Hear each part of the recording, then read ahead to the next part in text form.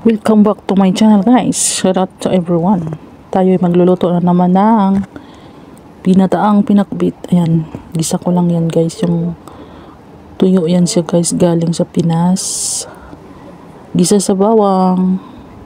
Prito ko muna yan siya, guys. Yung prito. Tapos unahin natin yung sitaw, kalabasa at saka sayote.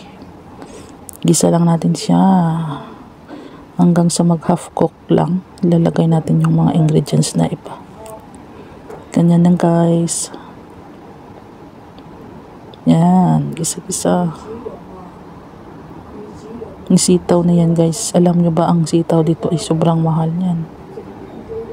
Yung kalabasa, hanggang sarap niyan. Medyo ano siya, medyo matamis-namis, manamis-namis. Yan, lagyan ko lang siya ng tubig, guys, para siya 1 bowl lang, guys, na maliit, para lang siya maluto. Palambutin muna natin konti yung sayote at saka kalabasa.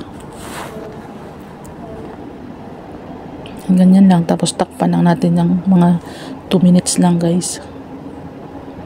Ganyan na siya. Ganyan ang gulay niya, oh.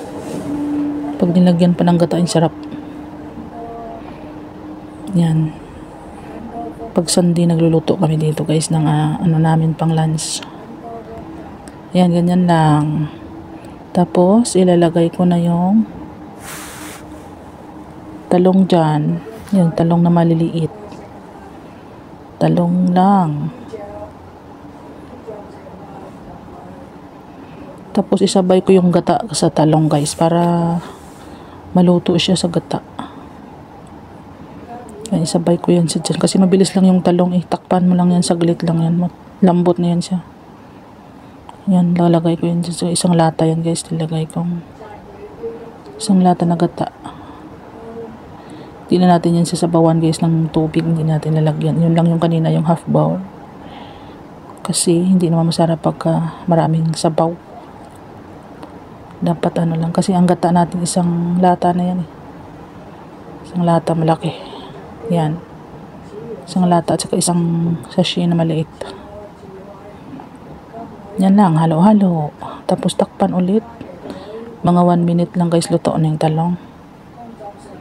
Tapos lagyan pa natin yan siya ng dahon si babaw, guys. Para puro gulay tayo.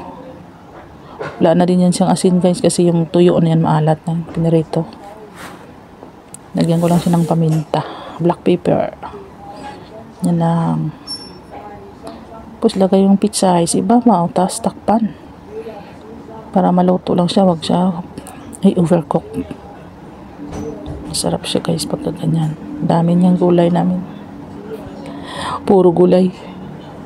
Gulay-gulay, pampahaba ng ating mga buhay.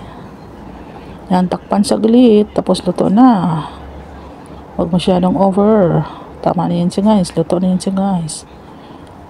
Thank you for watching, guys. Always sa aking mga channel, guys. Thank you so much sa inyong mga support. Yan, malapit na yan, guys, matapos. Ito na yan siya, guys. Off ko na yan. Pero dagdagan ko pa pala ng isang ano yan. Gata. Konti. Maliit lang na gata. Yan lang siya.